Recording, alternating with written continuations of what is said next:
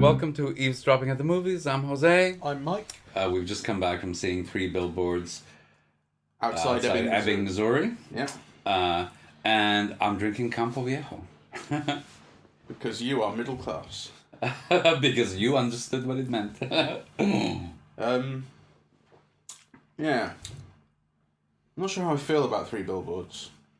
Well, what didn't you like? We can exchange first our reservations. I think the film, it's almost like a good film and a bad film sellotaped together. All the stuff about grief and loss and how by the way, spoilers coming up. Yes. All the stuff about grief and loss and Frances McDormand's character sort of being energized by that and by her anger at not having heard anything about the death, the rape and the murder of her daughter in 7 months. She turns it into a kind of mission and is fueled by anger, and the idea of basically anger begetting further anger and being fueled by hate, just kind of this vicious circle, I think is great, and I think it's a good idea and it's portrayed really well. Yes. I guess I've got to express the same reservation that I've heard a lot of people expressing, which is that the stuff on race is tonally really weird, to say the least of it, if not really misjudged, I felt. Okay, I didn't feel that as strongly as other people. Yeah. Though I think your point about tonal mismatches is something that I latched onto. I mean, some things just felt misjudged and odd, and I think it actually has to do with a cultural dislocation that the film is participating in. So, for example, you watch English films, or actually in English culture, whatever, and when people use the word cunt, it has a context, really, and, I might not like it, but it doesn't jar and creep me out. You see it in an American context, and it jars and creeps me out. It's like, it's completely an unacceptable term to use in, a North American context. You almost never hear it. Yeah. Right? Where it's almost like a common swear word in England. Right? So to have these American characters voice that language sounded odd to me. To have the N-word used in this context sounded odd and misjudged to me. The variety of accents in this small town in Ebbing, Missouri, fucked me off. Yeah, well, I think American actors have a case against the use of British actors in American cinema, and this was an example of it. Well, to my knowledge, there's only one non-American in it. I think there's an Australian. There's an Australian. There's an Irish person. And it just feels odd. There's Abby Cornish. There's the wife of Woody Harrelson. Sounded like she had an English accent. So there's one from Ireland. There's one from Australia. I'm just going through them here. There's one from Yugoslavia, but I don't think he has very much to say. Anyway, I don't want to make a big deal out of it, but it seems to me that if you're casting a film about Ebbing, Missouri, you can find American actors to play those roles. Or at least, if they're not American actors, to have them play with an American accent. Having kind of, all this Eurotrash floating around Ebbing, Missouri seemed odd to me, and particularly in conjunction with that fierce performance that Frances McDormand gives. That restrained anger. She's like a Wyeth painting or something, right? And it really pissed me off. I do think you're slightly overstating the Eurotrash aspect of this, although I agree with you generally when that happens. And I think, particularly in the context of black actors, I think is it Samuel L. Jackson who's made the point before that black actors just don't get the roles, and there's such a kind of cultural context to having grown up black in America that when you're playing to get English actors in who play those roles is actually it's disappointing, or it's just wrong. to have that. But in this case, I've just had a look. There are 2 Australians and 1 Irish. Well, and they're minor characters. I don't know, right? But there were just like 3 or 4 times in the film. That's all you need, where somebody comes in and speaks with an English accent, or it might be an Irish accent, but speaks, with one of those accents in Ebbing, Missouri, and you think, that's completely unnecessary. Where did that come from? To be honest, what I noticed more was Woody Harrelson being Texan and just showing... I mean, again, there's no good reason that you shouldn't really be Texan and living in Missouri, but that was the one that stood out for me, really. Well, how interesting that's, I mean, you can imagine a Texan living in Ebbing, Missouri, but like 3 Brits or whatever, like, forget it. It's just absurd, and actually it's upsetting. It's just bad decisions, and if you think that a film is made up of a whole bunch of small details like that, that's a major flaw, because every time they open their mouth, you think you don't belong here. Okay. That was a minor thing for me, I've got to say. Well, it's a minor thing, but to me, it's just part and parcel of this misjudging of tones, right? That's an absolutely archetypal example where you don't think that something like that, you don't even imagine it'll jar, and it does. Just the same way as like some of the language does. Talking about tone, the thing that was most jarring for me in terms of the way that the film jumps between tones is a lot of the humour. Martin McDormand, the writer-director, is well known for kind of snappy dialogue and witty sort of verbal interplay from In Bruges and Seven Psychopaths, although I didn't think very much of Seven Psychopaths. But I think that's kind of something you expect from his writing. To the point where actually in this, when it shows up, I think the film is slightly different, and the film has such a meditative tone at points that the more jokey stuff very often feels quite out of place and stilted. I'm thinking particularly of a moment where, towards the start of the film, Frances McDormand has put up these billboards and that are basically attacking the police for not investigating the crime. So she's called into the police station. Sam Rockwell's character, the racist cop, is talking to her, and she teases him. He's clearly got a history of being aggressive towards black people.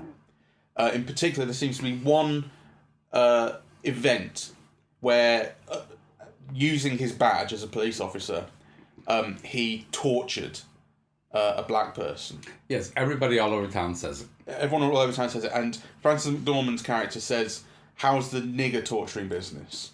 And he says, "It's the people of colour torturing business." You got it. And it starts up this joke. It's almost like fucking. It's just about the wordplay. It's got to be this, not that. And you go, what is the purpose of this joke? Yes. Who's laughing at this? Right. Yes. Is the joke just the casual use of the N-word, or is the joke that?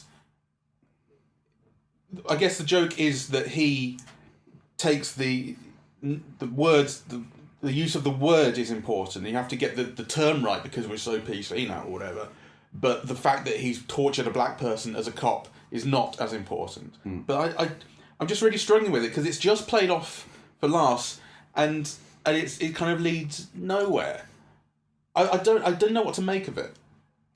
I don't know. I mean, I think the film, and again, I think there's a cultural dislocation thing happening in the film, because I think the film goes out of its way to be racially sensitive, actually.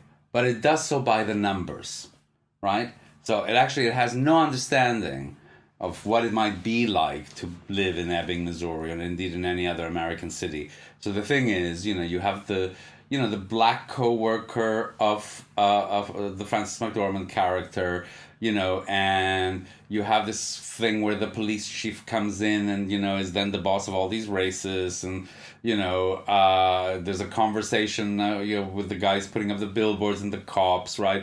So I think it's trying to be sensitive. Oh, that's the point, though. It's really trying. It's trying so hard that it's laughable. Yeah. Actually. So, for instance, Sam Rockwell's character is this racist cop. As we've established, he's the kind of central racist figure, and actually he has this redemption narrative, which is, we'll get onto it, but he's he's very pissed off at one point in the film, and he goes across the road from the police station to the billboard company that's been putting up these billboards. Beats the crap out of the guy who runs the company. Knocks out his secretary. Throws him out the window. Knocks out his secretary. Goes back downstairs.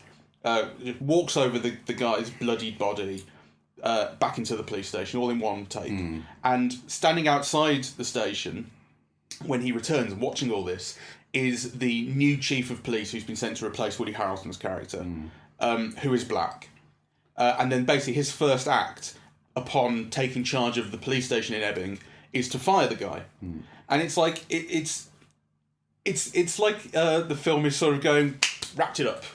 You know, the guy, the awful racist has done something horrible, and a black man has fired him, so that's a sort of justice.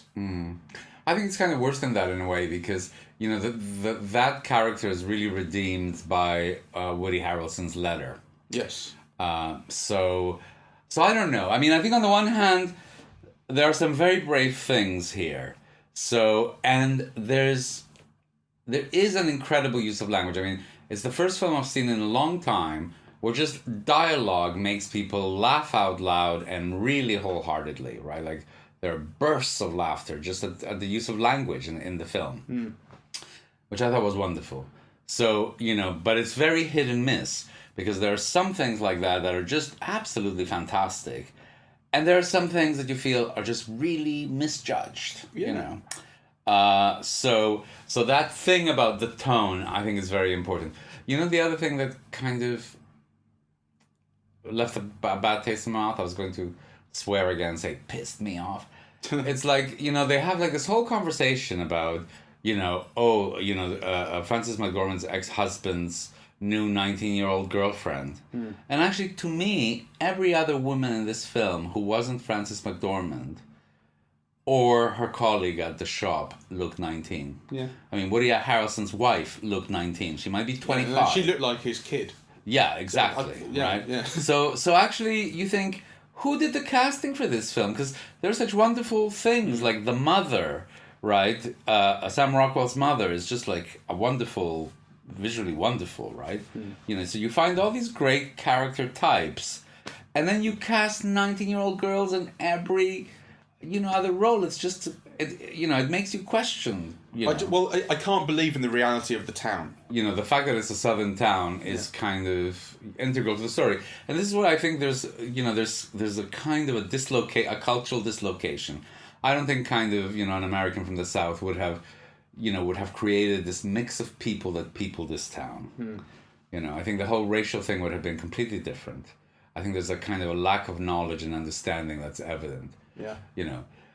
So, but anyway, those reservations aside, I think those reservations are really important, though, because to me they mar the rest of the film. I mean, thinking particularly about the arc of the Sam Rockwell character. Well, Sam Rockwell is not very good in this at all. I mean, No, I agree. I think he's a very poor actor, and there were moments that I think he's a very good actor, but he doesn't perform. Well, he's not very good in this. No. You know, and he misses some big moments. And again, it's a question of tone. You know, the bit where he's dancing to ABBA, right? It's just off. It's this kind of slightly quirky aspect that the film is kind of there's little purpose to it. It doesn't add up to anything, and it's that's why it comes off as quirky and stupid. And yes. But thinking particularly about his redemption, though, like the film kind of becomes about, the film really is about Frances McDormand's character and her grief and how she's kind of trying to cope through action. She's so great. But then the film shifts onto let's turn Sam Rockwell's character, let's give him redemption, and the redemption comes from not from him changing as a person, but from him being told in a letter that he's good inside and that he needs to love people if he's going to be a good detective. And that he needs to come out. Yeah. Well, you can get onto that. But it's about being told. You don't actually see him improve really as a person, and then he's kind of given the opportunity to try and solve the case. Although ultimately, he follows a lead that doesn't pay off. But and then he also forgives Frances McDormand's character for burning down the police station and burning him because he was in it at the time, though she didn't know that. But like it's quite obvious that he knows that, and he's forgiven her, so that's nice. But like, why am I being asked to care about the feelings of a horrible guy who I don't care about from the start, and the film's not really about him? Yes. Well, it becomes about him, though. That's the point. So I think that's what I think is a misstep. Well, I think you're right that it is a misstep. So, I mean, I think there are many missteps. So let's dwell a bit on what is really, really great about it, right? Because I think, there are things that I think are really great. I mean, first of all, Frances McDormand's character. And actually, almost her whole character arc, I like. She's got like this kind of restrained, seething anger that sometimes, bursts into violence, and is also kind of capable of great and surprising tenderness. I thought the scene with her husband, I think that's just an amazing scene. Where he gets her by the throat. Yeah. So the husband comes in and basically accuses her of killing their daughter, of being responsible for their daughter's death. And there's a moment of anger where he just grabs her by the throat, pushes her against the wall, and he has a history of having been an abusive husband, of beating her up. That's what destroyed their relationship. And then kind of the son takes a knife and puts it on his father's throat. It's like to protect the mother. It's really powerful. And then it all comes down. It's undercut by the 19-year-old girlfriend coming in and being, "Oh, sorry, I'm here." Well, no, I don't think so. I mean, I think the moment of shift is the father's acknowledgement that it's his son with a knife on his throat. Oh, do you think so? I did. I thought it was the attempt to turn it into a joke. No, well, the girlfriend then comes in and there's an attempt to do that. But it's the son, it's the father's acknowledgement that the son is doing that kind of, shifts the moment. And then actually that's almost immediately followed by a kind of a very tender moment, right? With the Frances McDormand character holding her ex-husband's hand, right? And kind of saying, "I do understand," right? Like, so there's like this deep love between them. So, the combination of this explosive anger, this violence, and then like this tenderness, and all kind of mingled into one scene, I thought was just magnificent. It was like Shakespearean, really. I think that scene is really great, apart from the interruption from the daughter, which I think is too stupid, too silly. It's not the daughter, it's the girlfriend. Sorry, the girlfriend. Freudian slip there. Not my fault. The film fucking just is all about tweens. Yes, there's a pedophile element to the film, which is very interesting because the Frances McDormand, when the priest comes to tell her to take the billboards down, she tells this story about the gangs in LA, and basically, the law being changed so that if you're a member of the gang, you're responsible for a crime, even if you personally haven't committed it, because you become a member of this gang who does crimes. And she basically tells the priest, you're a member of a gang that condones or that basically abuses children, so you are responsible for this abuse, right? So don't come preach at me, right? So the film has this thing about the pedophile priests, and then actually the film is itself its own like basically pedophile project, putting together 60-year-olds with like 19-year-olds. It's actually like it's really offensive, I think, and actually that there's a lack of awareness around it. Is even worse. I think that's the key, though. I think actually it's so blind to the way it looks, the way it comes across, I think. Which is why tonally it's tone deaf. I mean, actually, that scene you talked about just then, about where she monologues to the priest about the Crips and the Bloods, and then relates it to the Catholic Church, I think is a perfectly nice idea, but it stands out in the context of the film. It doesn't lead to anything. It doesn't go anywhere. It's this monologue that comes out of nowhere. It's like a Tarantino monologue of just like a set piece that doesn't relate to anything. Again, I think it sticks out despite being kind of interesting on its own. Yes. I mean, it's interesting because you watch In Bruges and it's like pitch perfect throughout. There's nothing like that in Bruges. And whereas like, this, it has moments like that, and then it has moments where it's just off pitch entirely, right? Like it kind of... It doesn't it's tone deaf. That's right, So even when we try and talk about the stuff we like, we still end up talking about, well, it ends up doing this, that, and the other. Because I think the central thing that I really like There are two central things I really like. One of them is that I genuinely didn't know where the story was going to go. Yes. Which is actually pretty rare. You start off with this brilliant conceit of the outraged, grieving, desperate, angry mother getting the police's attention, getting the public's attention with these billboards. Yes. And from then, I had no idea what was going to happen, really. Yes. And I guess the film ends up in a place which I didn't expect. But I didn't expect there to be kind of continuing violence. I didn't expect. I didn't expect for her to decide to go off and kill someone else at the end in a kind of sort of misguided revenge, or just taking out her anger.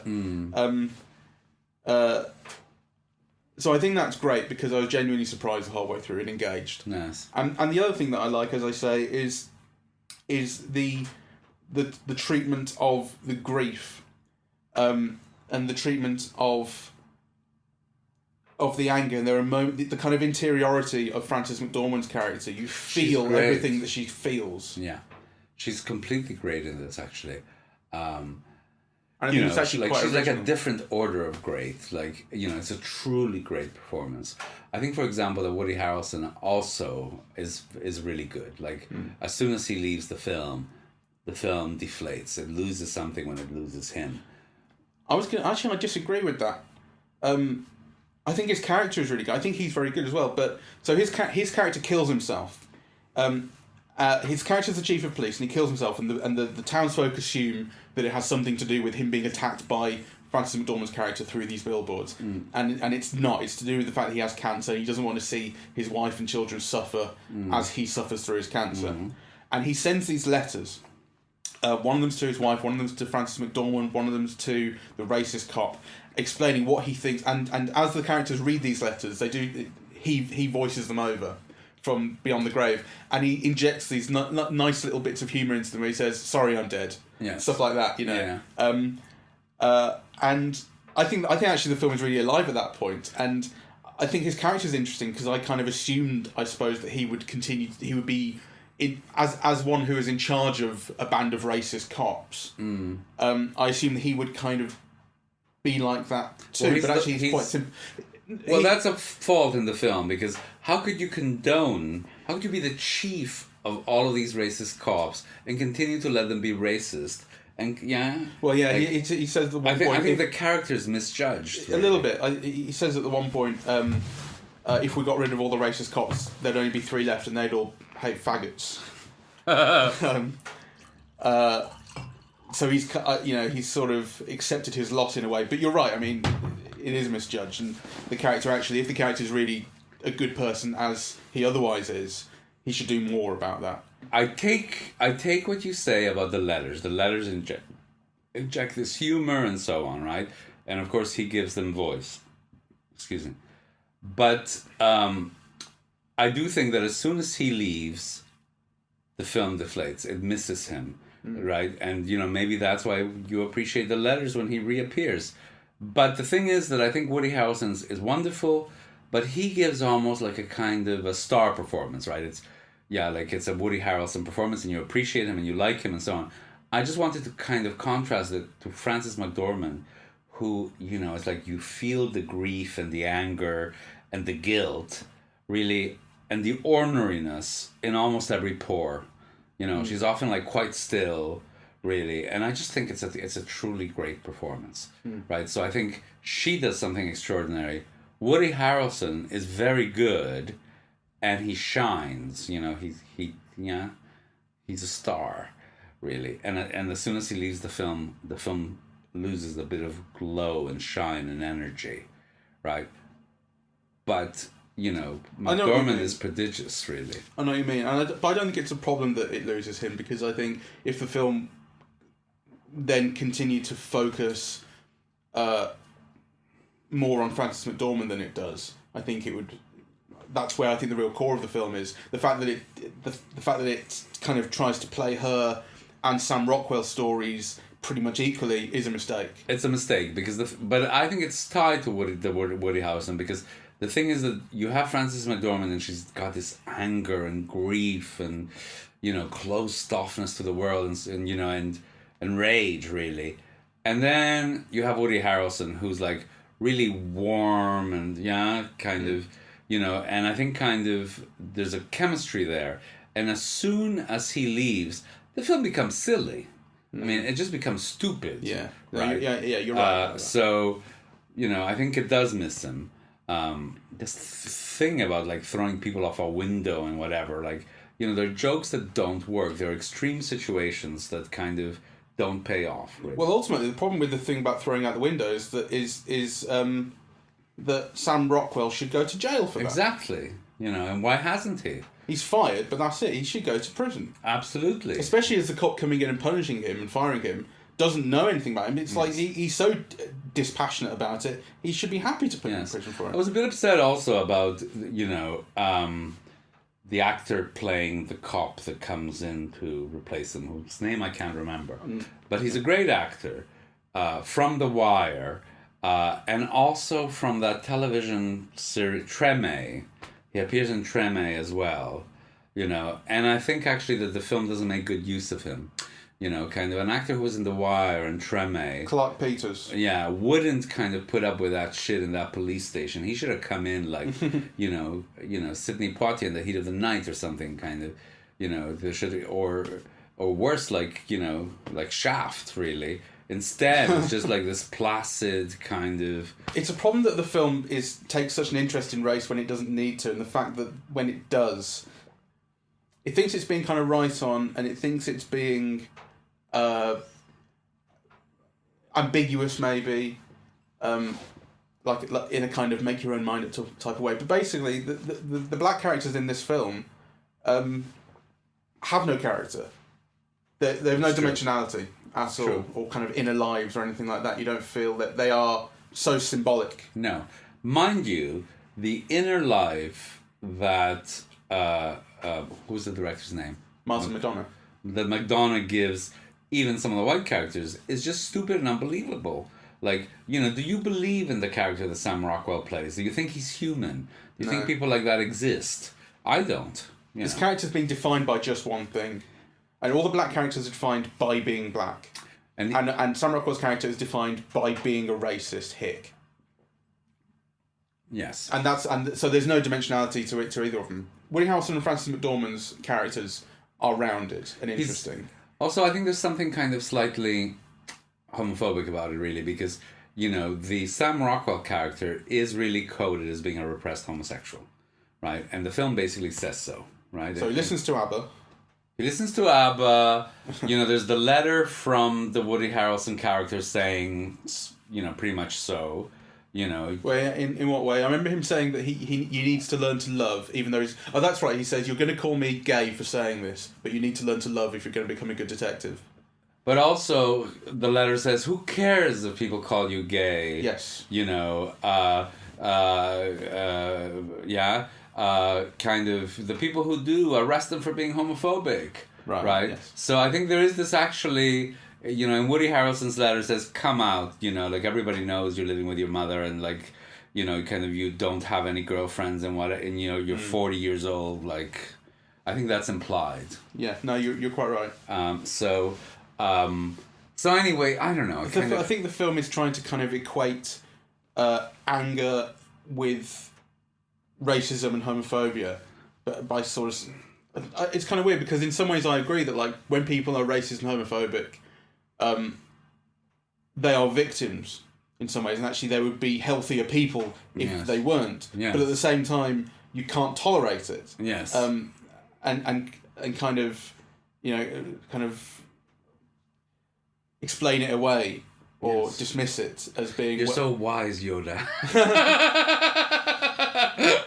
The film is kind of in a tricky spot, and it sort of puts itself in a tricky spot. And actually, these questions worth considering. I don't think it's a problem that the film wants to take on these questions, really. But to kind of play them off as jokes or to deal with them so stupidly is a problem. True. Though, on the other hand, in comparison to the film that we talked about in our last podcast, Darkest Hour, which is Darkest Hour, I think, this is a film that will stay with me, and that kind of will give lots to talk about in that, That's definitely true. and that it's rich, and that it's a reference point. I mean, some of the scenes I really do think are like almost Shakespearean in, the kind of nuanced and articulate expression that they put forth, really. So, there's all these misses, but then there's still those incredible moments. And there's Frances McDormand, who I just think is really extraordinary. The problem is that there are things that I really, really loved, but I'm really struggling to elucidate them, because what I found flawed really overshadowed it, and is I guess in some ways also easier to talk about. I mean, really, when I talk about what I liked about the film, all the words I keep coming back to are grief and anger and the way it depicts them and Frances McDormand's performance. That's not really saying anything, but I know I loved that. Yeah, it is saying something, though. And I think kind of, we also talked about the language. So we talked about how sometimes the tone is off, but actually this thing about the audience laughing out loud, uproariously at the use of dialogue is something really quite incredible. And it's worth remarking that not all of the audience did at once, right? So you'd have like 4 or 5 people in the audience, like just kind of losing control over a phrase, right? And the rest of the audience not necessarily getting it or not necessarily responding in the same way. I thought that was kind of really fascinating and great, really. Like there were moments where it just hits the bullseye, What you say about it being kind of reference point is interesting, because we were talking earlier about Wall Street, which was 1984, 86? 87. And how that's not a great film, it's a decent film, but what it really is a zeitgeist film, and it's a film that tells you about its era, and I think that this film could probably do the same in future. It's really? talking, in the way it talks about certain things. It's not just what it says, but it's also the way it says it and kind of what's behind it. I think speaks about kind of where we are as a society at the moment. Yes. Well, actually, it is a film that, in a way, you're right, because it combines like a Me Too moment with an also white moment. It's like kind of, the big kind of Twitter discourses of the past year and this one are somehow all combined in this film. Well, it's like tonally deaf. and also talking about police brutality against black people. Yes. Which has been an increasing problem, or increasingly noticed problem in the States in the last few years. And I think it's not just that the film is talking about it, but it's kind of the way it talks about it and the way it's kind of clueless about it too, speaks to sort of where we are. Yes. There's one other thing about the racist cop character, which is that his name's Jason Dixon. And so what do you make of that name? Well, so it's clearly a reference to the Mason-Dixon line, which kind of symbolically and realistically separated the North and the South in the USA in the early 1800s. And I think actually it was legally demarcated where slavery was and wasn't legal. So I don't know what to make of that exactly. The film is clearly drawing on a reference to America's history of institutionalized racism in the racist character's name. But I don't know. Is it another element where the film is being essentially clueless about something? It's literally a symbol of racism. It is, but you know what I didn't like about the film, which I thought was cruel and harsh and unnecessary, is why do you have to make the Sam Rockwell character so stupid, right? It implies that only really stupid people are racist or nasty or unkind, right? And I think actually you could have a modicum of intelligence, or actually even be very intelligent, and be a racist for reasons that have nothing to do with intelligence, right? So to make this character so stupid, it allows you to dismiss the racism. Yeah, I didn't like that. Actually, the fact that racism is institutional and built into the systems is much more serious and much more kind of threatening. And to be able to play it off as it's the stupid guy who's the racist one. Yes. But you can be stupid and find your heart. And you can turn out to be smart enough to get beaten up by the guy so you can get his DNA. You know. Yeah, I kind of thought that was stupid. Anyway, I do think that we haven't highlighted the film's achievements, well enough. Well, I mean, you can be quick. I need to go in a minute. Okay. I need to go quite. No, well, I think I've said it. I mean, for me, the highlights are the incredible use of dialogue. Frances McDormand's just, I think it's one of the performances of the decade, really. I think kind of Woody Harrelson is terrific in the film. And then I think that there are some scenes that are just so alive and complex, that kind of bring in all of these contradictions and kind of expresses them so clearly, that are actually amongst the best things I've seen in cinema all year, really. Even though they're like brief flashes or scenes. It's not a sustained work, right? But kind of some scenes are as great as any I've seen in cinema, actually. Frances McDormand looks like Tom Waits. Harsh. I think it's true. Harsh. I'm not saying that's a criticism.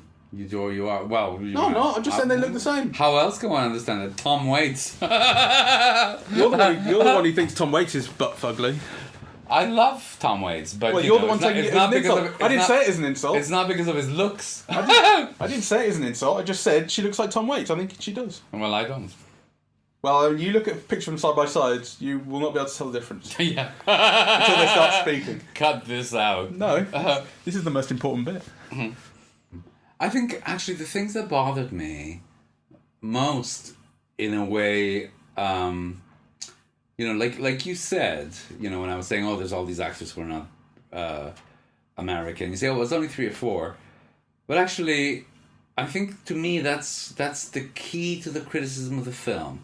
You're right. It might only be 3 or 4. But actually, 3 or 4 jarring moments in a film that is completely unnecessary. They need not have been jarring, right? They're easy to fix. Shows a kind of a carelessness and a kind of arrogance, actually, And I think that's true of, the casting of all these young women, that kind of just feels completely off. It's like Gary Cooper and Audrey Hepburn, really. It's like the difference in age is just so vast that it becomes kind of just a point of insensitivity, really.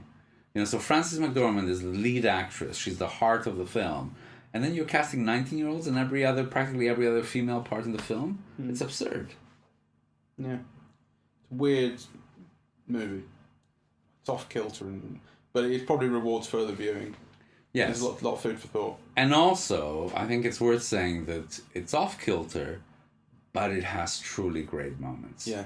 It does. Which actually, 99% of every film doesn't have any great moment at all. So actually... And it's an original script. Yes. And that's nice.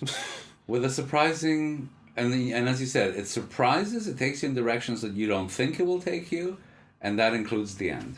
Yes. Even though it redeems a character who doesn't deserve it. Yes. That said, I would recommend it. Yeah, I would recommend people see it, that's for sure. Yeah. But, if you listen to this, you have seen it, so...